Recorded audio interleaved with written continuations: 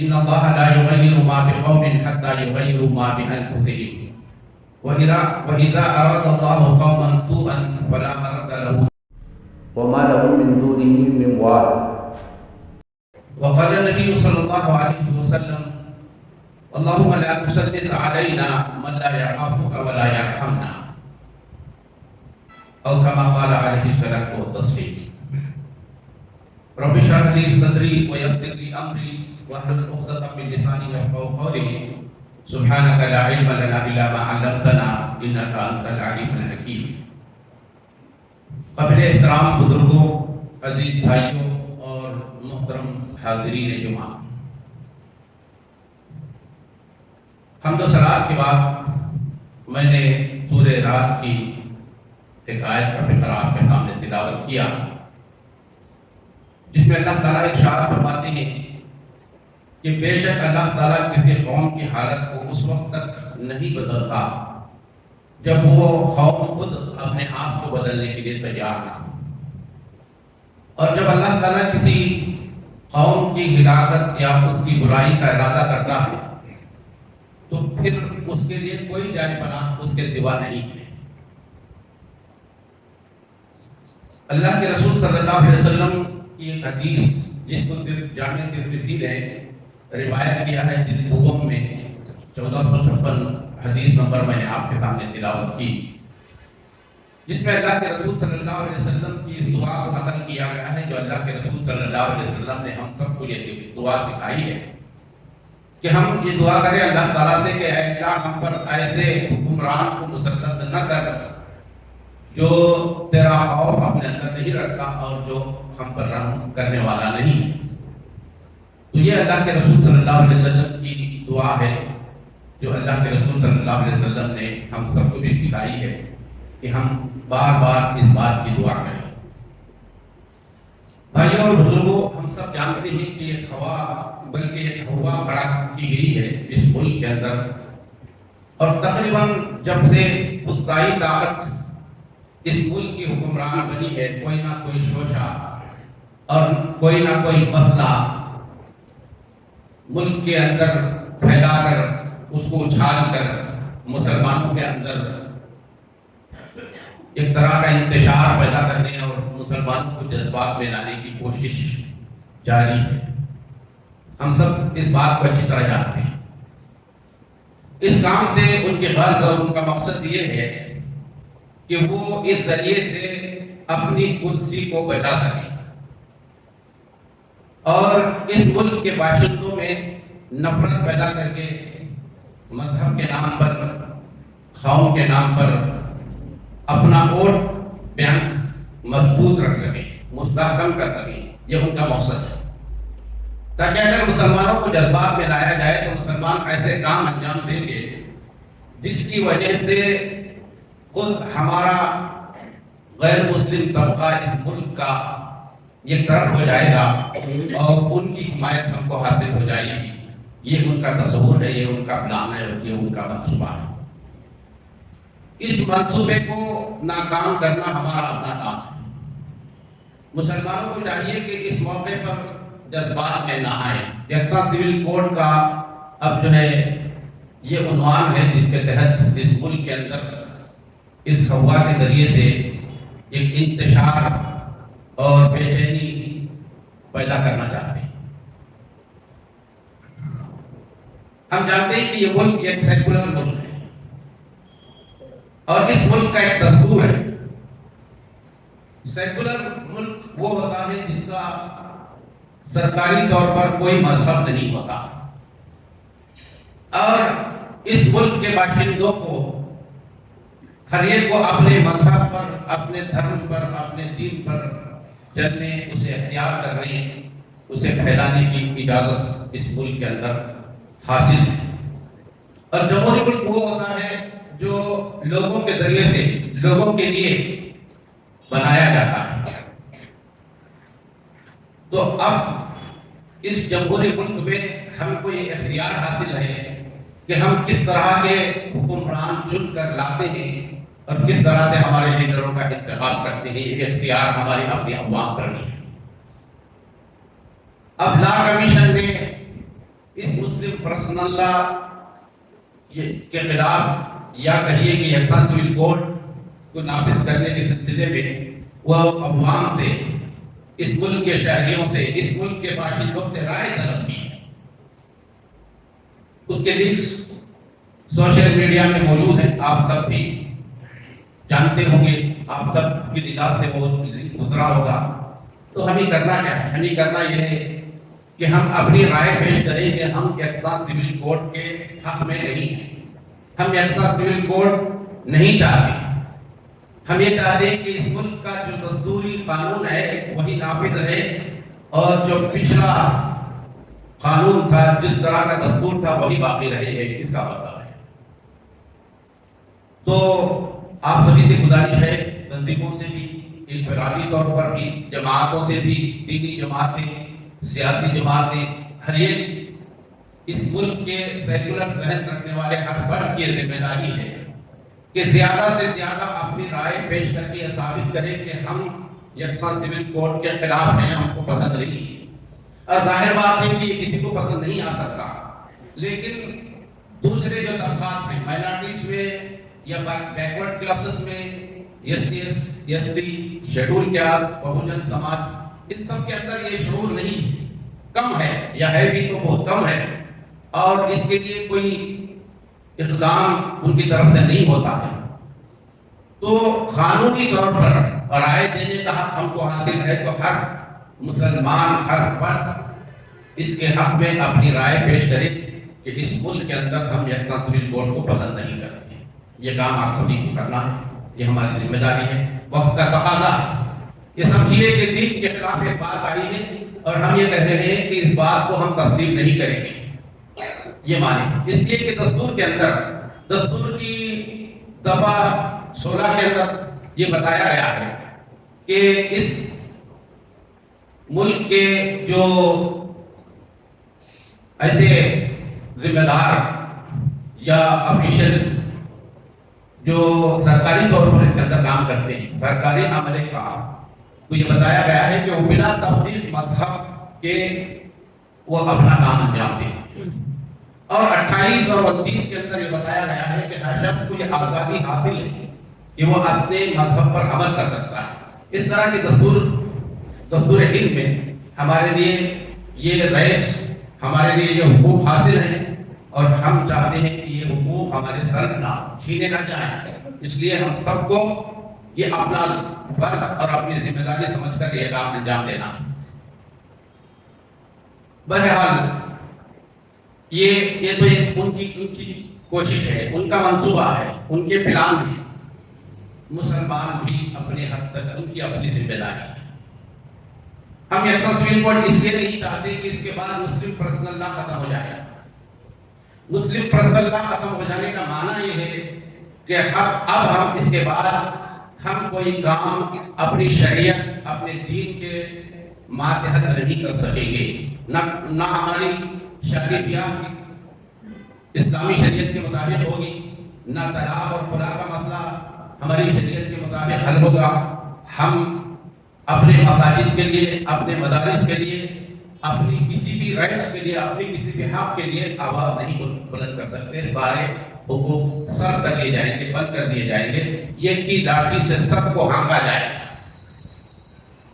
یہ ضرب تو، یہ مار تو سب طبقوں پر بھی پڑے گی، اور ان کے پاس کوئی ایسا بنایا یکساں سول کوڈ کا قانون نہیں ہے کہ جو وہ پیش کر سکے۔ ان سے مطالبہ کیا جا رہا ہے، ان سے کہا جا رہا ہے کہ کم سے کم آپ اس یکساں سول کوڈ کے اس نقشے کو پیش کریں، لیکن ابھی تک انہوں نے اس کو پیش نہیں کیا۔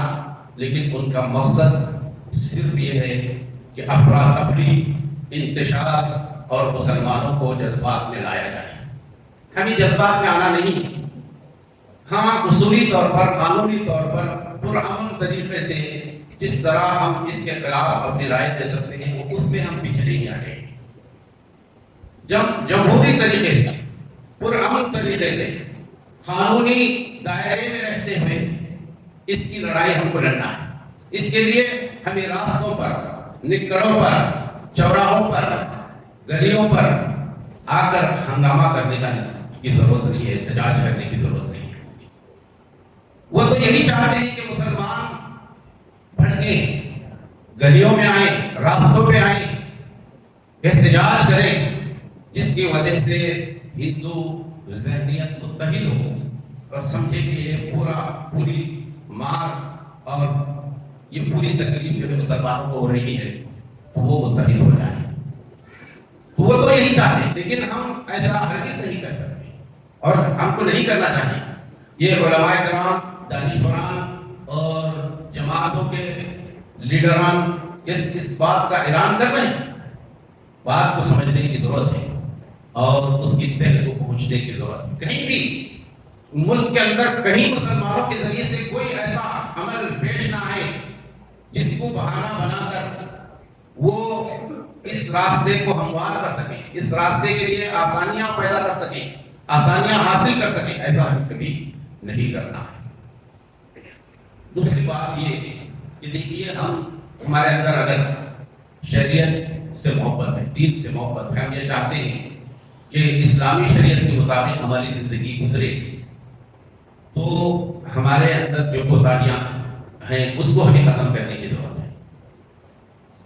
ہماری کوتاہیوں کی وجہ سے ہی دشمن مضبوط ہوا، دشمن قوی اور طاقتور ہوا۔ ہماری وہ کمزوریاں یہ ہیں کہ ہم اس شریعت کو مانتے ہیں، اس دین کو مانتے ہیں، اسلام کو مانتے ہیں، لیکن ہمارے اندر یہ بات پائی جاتی ہے کہ ہم پوری طرح اس دین کے احکام کے تحت اپنی زندگی گزارنے کے لیے عملی طور پر تیار ہیں۔ زبانی طور پر ہم اقرار کرتے ہیں، زبانی طور پر اس کو مانتے ہیں، لیکن عملی اعتبار سے ہم نے اس شریعت کو بالکل ٹھکرا دیا، عملی طور پر اس کا انکار کر دیا، عملی طور پر یہ بتا دیا ہے کہ ہم کو اس شریعت کی کوئی حاجت نہیں ہے، ضرورت نہیں ہے۔ مسلمان اپنے مسائل شریعہ کورٹ کے ذریعے سے، اپنے علماء کے ذریعے سے، اہل علم کے ذریعے سے حل کرنے کی کوشش بہت کم اس ملک کے اندر کی ہے۔ یہ ہماری کمزوری ہے۔ ہم جب ہمارا فائدہ چھوٹتا ہے یا کوئی نقصان ہونے والا ہوتا ہے تو ہم شریعت کے دائرے سے نکل کر دوسری جگہ اس کا حل تلاش کرنے، اسے پانے کے لیے دوڑتے ہیں اور شریعت کے دائرے سے اپنا قدم باہر نکال لیتے ہیں، تو یہ مسئلہ پیدا ہوتا ہے۔ ہم سچے دل سے شریعت کو مانیں، شریعت پر عمل کرنے کا جذبہ ہمارے اندر پیدا ہو، چھوٹے سے چھوٹا مسئلہ سے لے کر بڑے سے بڑے مسئلے تک ہم یہ چاہیں کہ اس کا حل اسلامی شریعت کے مطابق ہو، تو پھر معاشرے کے اندر امن بھی آئے گا، چین بھی آئے گا، شانتی بھی آئے گی، انتی بھی آئے گی، لوگ اپنے اپنے حقوق پر جو ہے مطمئن رہیں گے، کسی کو کسی کی شکایت نہیں رہے گی۔ اسلام ایک ایسا اصول دیتا ہے، اسلام ایک ایسے ضابطۂ حیات انسانوں کو عطا کرتا ہے جس کے اندر سب کے حقوق محفوظ ہو جاتے ہیں، وہاں کسی کو کسی کی کوئی شکایت نہیں رہتی۔ اس سے آگے بڑھ کر شریعت پر ہم عمل کرنے لگیں گے تو ہم دیکھیں گے کہ ایثار اور قربانی اور اپنے فرائض سے بڑھ کر احسان کا معاملہ کرنے والے ہم ہو جائیں گے۔ وہاں کسی کو اس بات کی شکایت نہیں ہوگی کہ فلاں نے فلاں کا حق مارا، فلاں نے فلاں پر ظلم کیا۔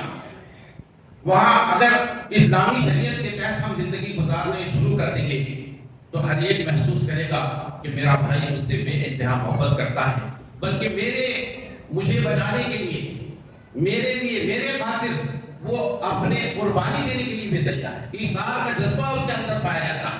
یہی مثال صحابہ کرام کی قرآن مجید بار بار دیتا ہے، وَيُؤْثِرُونَ عَلَىٰ أَنفُسِهِمْ وَلَوْ كَانَ بِهِمْ خَصَاصَةٌ۔ اس صحابہ کرام کی مثال جو شریعت کو مانتے تھے، اس پر عمل کرتے تھے اور جی جان سے اس کے تحت چلنا چاہتے تھے، اس معاشرے میں ایسا ماحول تھا کہ خود بھوکے رہتے تھے، مہمان کو کھلاتے تھے، خود اپنی جان اللہ کی راہ میں قربان کر دیتے تھے، لیکن یہ چاہتے تھے کہ جس پیالے کو پی کر، جس پانی کے گھونٹ کو پی کر میں اپنی جان بچا سکتا ہوں۔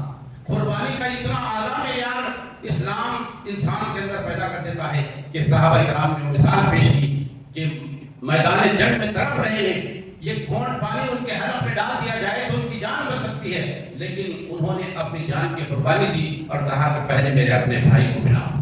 جب بازو سے آواز آئی پانی کی تو انہوں نے یہ قربانی دی۔ اس طرح کئی صحابہ کرام نے اپنے سے دوسرے پر ترجیح دے کر اپنی جان دے دی اور آخر میں دوسروں کی جان بچائی۔ اسلام اس طرح کی شریعت، اس طرح کے اصول، اس طرح کے ضابطۂ حیات انسانوں کو دیتا ہے جس کے اندر محبت کوٹ کوٹ کر بھر جاتی ہے۔ انسان اپنے حق سے دستبردار ہونے کے لیے تیار ہو جاتا ہے۔ پھر اللہ کے رسول صلی اللہ علیہ وسلم مکے سے ہجرت کر کے مدینہ گئے تو اخوت مواقعات کرایا مسلمانوں کے درمیان، یعنی مکہ سے آنے والے اور انصار جو مدینے کے رہنے والے تھے ان کے درمیان۔ دنیا کے اندر اس طرح کی مثال کہیں نہیں پائی جاتی کہ کسی بھائی نے اپنے دینی بھائی کو، خاص خون کے رشتے کے بھائی کو نہیں، بلکہ دینی بھائی کو، مکہ والوں کو مدینے والوں نے اپنی جائیداد کا آدھا حصہ دیا۔ یہ وہ بات تھی جو اللہ کے رسول صلی اللہ علیہ وسلم نے فرمائی، اور یہ اسلامی تعلیمات کی بدولت یہ جذبہ انسانوں کے اندر بیدار ہوا۔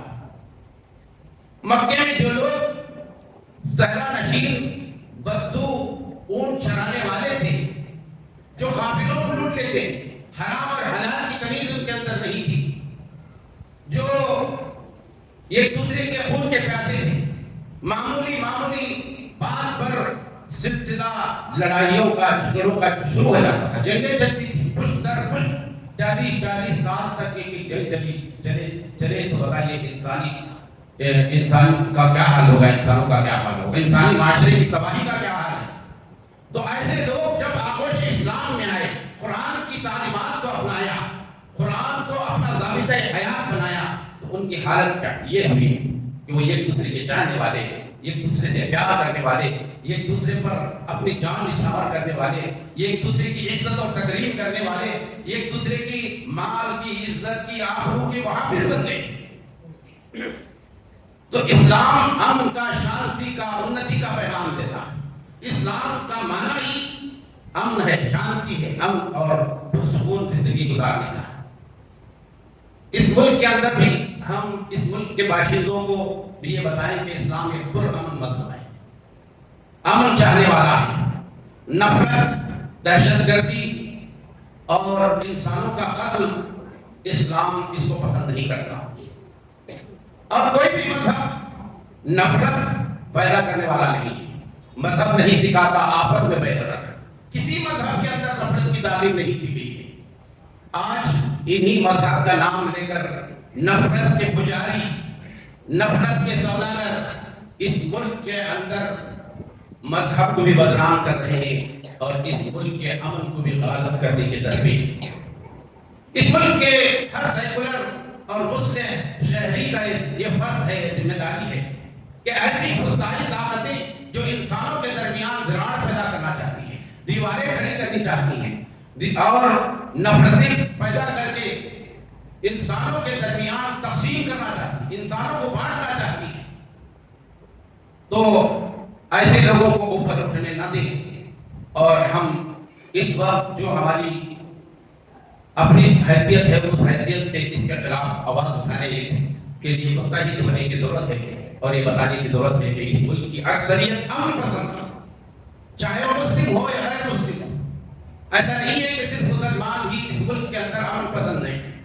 اس ملک کی غیر مسلم آبادی میں 90 سے زائد افراد اور شہری ایسے ہیں جو اس ملک کے اندر امن چاہتے ہیں، لیکن ان کے اندر غلط فہمیاں پیدا کی جا رہی ہیں، مس انڈرسٹینڈنگ کے ذریعے سے مسلمانوں کے خلاف، اسلام کے خلاف انہیں اکسایا جا رہا ہے، اور وہ یہی سمجھنے پر مجبور ہیں۔ لیکن اس وقت اب ہماری بھی ذمہ داری ہے، ہم اپنے عمل کے ذریعے سے، اپنے کیریکٹر کے ذریعے سے، اپنے کردار کے ذریعے سے، اپنے ایٹیٹیوڈ کے ذریعے سے یہ ثابت کریں کہ مسلمان امن پسند ہے، اسلام امن کا گہوارہ ہے۔ یہ ہم اپنے عمل کے ذریعے سے بتائیں۔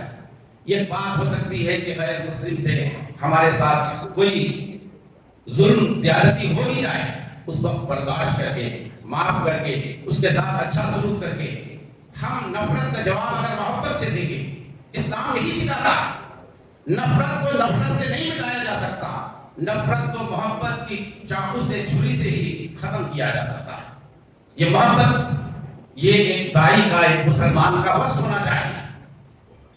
यकीन महकम अमल पैगम मोहब्बत वाले आना, मोहब्बत ही दुनिया को फतह कर सकती है। मोहब्बत ही से हम दुनिया में फतहयाब हो सकते हैं, कामयाब हो सकते हैं। अगर हमारे अंदर मोहब्बत नहीं है, नफरत है, हम अपने अलावा किसी गैर कौम से नफरत अपने अंदर कभी ना रखें, इस हैसियत से कि वो गैर मुस्लिम है, कभी उनसे इस तरह की हकीकी नफरत अपने अंदर नहीं रखना चाहिए। हम उनके सिलसिले में मुतफक्किर होना चाहिए, हमें गौर फिक्र करना चाहिए, हम उनके बारे में सोचकर हमारे अंदर एक इस्तराब, एक बेचैनी पैदा होना चाहिए। जिस तरह अल्लाह के रसूल सल्लल्लाहु अलैहि वसल्लम अपनी दावत को ना पहुंचाकर बेचैन होते थे। जब कुफ्फार कुरैश, मक्का के लोग ईमान नहीं लाते तो अल्लाह के रसूल सल्लल्लाहु अलैहि वसल्लम उनसे नफरत नहीं करते थे, बल्कि बेचैन होते थे, अपनी करवटें बदलते थे रात के वक्त। अल्लाह ताला ने इसका नक्शा खींचा है, लअल्लका बाक़िउन नफ्सका अला आसारिहिम इल्लम युमिनु बिहाज़ल हदीस असफा। ये फिक्र, ये इज़्तिराब, ये बेचैनी हम भी अपने बिरादरान वतन के लिए पैदा करें। अल्लाह ताला कहता है कुरान मजीद में नबी करीम सल्लल्लाहु अलैहि वसल्लम के सिलसिले में, शायद इनके गम में, इनके ईमान लाने की फिक्र ना लाने की फिक्र में आप अपने आप को भुला रहे हैं। यानी अगर गैर मुस्लिमीन नहीं समझ रहे हैं, इस्लाम को नहीं जान रहे हैं, तो हमारे अंदर एक बेचैनी पैदा होना चाहिए। शायद हमारी कमजोरियां हैं, शायद हमने हक के पैगाम को सही तरीके से नहीं पहुंचाया, ये एहसास हमारे अंदर होना चाहिए। हकीकी मानी में हमारे अंदर ये एहसास होना चाहिए कि यकीनन हम अपने पड़ोसियों को, अपने बिरादरान वतन को इस्लाम की हक्कानियत से वाकिफ नहीं कराया है, ना अपने अमल के जरिए से। मुसलमानों का जो अमल है, मुसलमानों का जो किरदार है, आपस में नफरतें, तफरीकें, जमाअतें, टोलियों में जो मुसलमान बटे हुए हैं और आपस में उनके अपने झगड़े, अपने दीन पर ना अमल करने का जो अंदाज है, वो ये गलत पैगाम या गलत मैसेज और गलत नक्शा इस्लाम का गैरों के सामने पेश कर रहा है। इसमें बहुत हद तक हमारा अपना रोल है मुसलमानों का। हमने बहुत कमजोरियां दिखाई, आज उन कमजोरियों को अगर बाकी माने में, सच्ची माने में हम अपने दीन से मोहब्बत करते हैं, तो हर आदमी आज ही से तहिया कर ले कि मैं जो भी हो जाए अल्लाह के अहकाम के मुताबिक जिंदगी गुजारूंगा, चाहे उसमें कितना ही दुनिया मुझे नुकसान उठाना पड़े, दुनिया का कितना ही फायदे से हाथ धोना पड़े, लेकिन अल्लाह के अहकामात में ही इंसान के लिए कामयाब है। क़द अफ़लहल मुमिनून, कामयाब हो गए। अल्लाह ताला कहता है कामयाब हो गए वो लोग जो ईमान लाए। ईमान सबसे बड़ी दौलत है, इंसान की कामयाबी की कुंजी ईमान है। इसका मतलब यह है कि अल्लाह के अहकामात में तुम्हारे लिए कामयाबी है। कामयाबी दुनिया के फायदे में, दुनिया के नुकसानात से बचने में कामयाबी नहीं है। हम तो कामयाबी ये समझते हैं गलत तरीके से माल हासिल कर लिया, गलत तरीके से तिजारत कर ली, गलत तरीके से जमीन हड़प लिया, गलत तरीके से लोगों को धोखा देकर पैसे कमा लिए, तो हम समझते हैं कि बड़ी कामयाबी है। कामयाबी ये नहीं। इंसान के पास कुछ ना हो, रहने के लिए छत ना हो, पेट भरने के लिए दो वक्त की रोटी मुयस्सर ना हो, लेकिन अगर ईमान है तो वो शख्स कामयाब है। ये मुसलमानों को सबसे पहले समझ लेना चाहिए। और हम अपने दीन से, अपने शरीयत से सही मायने में सच्ची मोहब्बत करें और ये चाहें कि बस हमारी जिंदगी शरीयत के मुताबिक हम गुजरे और हम शरीयत के अहकाम के ताबे होकर जिंदगी गुजार सकें। हमारे अंदर एक ऐसा माशरा हो जो इस्लामी माशरा कहलाए, जहाँ अमन हो, भाईचारगी हो, मोहब्बत हो, इज़हार हो, कुर्बानी हो। तो जब हम सच्चे माने में अल्लाह के अहकाम की इत्तिबा करेंगे, पैरवी करेंगे, उसके तहत जिंदगी गुजारेंगे, तो यकीनन वो वक्त आएगा जब मदीने के उस स्टेट की, मदीने की उस रियासत की जो मिसाल थी, वो मिसाल हम दोबारा कायम कर सकते हैं। अल्लाह ताला से दुआ है कि अल्लाह ताला मुझे और आपको सच्ची मोहब्बत दीन से, अपने इस्लाम से, अल्लाह के अहकाम से, अल्लाह की किताब से, अल्लाह के रसूल की तालीमात और सुन्नतों से पैदा फरमाए। आमीन। व आखिर दावाना अल्हम्दुलिल्लाहि रब्बिल आलमीन।